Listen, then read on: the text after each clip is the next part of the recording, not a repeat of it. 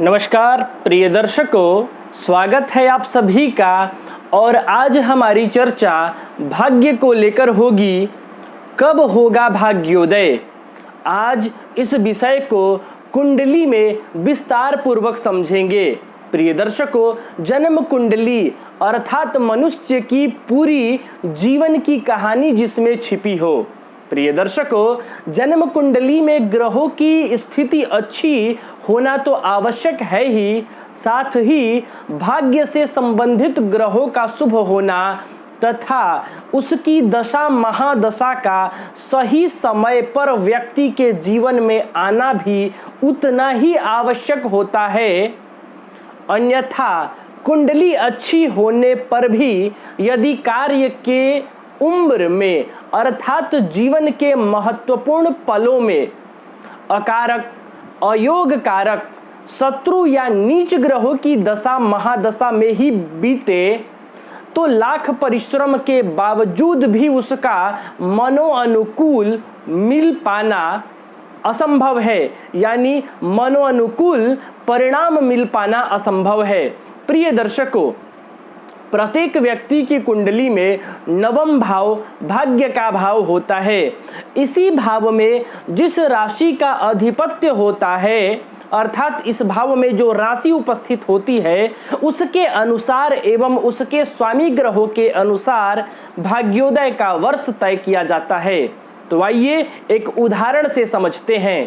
प्रिय दर्शकों, जैसा कि हम मान लेते हैं मेष लग्न की जन्म पत्रिका है, तो मेष लग्न वालों के लिए नवम भाव में धनु राशि उपस्थित होती है और धनु राशि का स्वामी बृहस्पति है। बृहस्पति का भाग्योदय वर्ष 16 माना जाता है, यानी 16 वर्ष में बृहस्पति भाग्योदय करवाते हैं।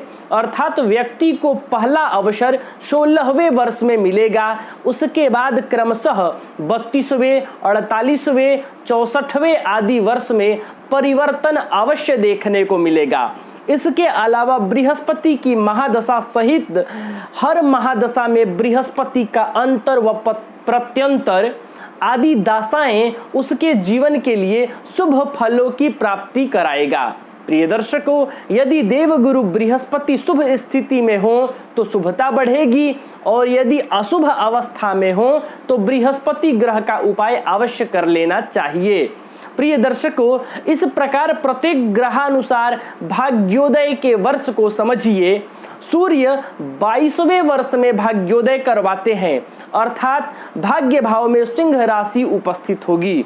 यदि भाग्येश चंद्र हो तो 24वें वर्ष में, मंगल हो तो 28वें वर्ष में, बुध हो तो 22वें वर्ष में और बृहस्पति का उदाहरण में बता ही दिया 16वें वर्ष में भाग्योदय करवाते हैं। शुक्र हो तो 25वें वर्ष में या जातक के विवाह के बाद भाग्योदय होता है। शनि भाग्येश हो तो 36वें वर्ष में भाग्योदय संभव है और यदि नवम भाव में राहु केतु का प्रभाव हो तो क्रमशः 22 से 44वें वर्ष में भाग्योदय होता है। प्रिय दर्शकों, ग्रहानुसार भाग्योदय के वर्ष जानकर यदि उन वर्षों में विशेष कार्यों की शुरुआत की जाए तो सफलता जरूर मिलेगी। इसके साथ ही नवम भाव के स्वामी ग्रहों को शुभ व बली रखने के लिए उपाय भी अवश्य ही करना चाहिए। आप अपने भाग्येश को बलिष्ठ करने के लिए उस ग्रह का रत्न व उपरत्न भी पहन सकते हैं। नवम भाव के स्वामी ग्रह का रत्न पहनना भी आपको अनुकूलता दे सकता है। प्रिय दर्शकों, लेकिन रत्न धारण से पूर्व किसी योग्य ज्योतिषी का परामर्श अवश्य लें।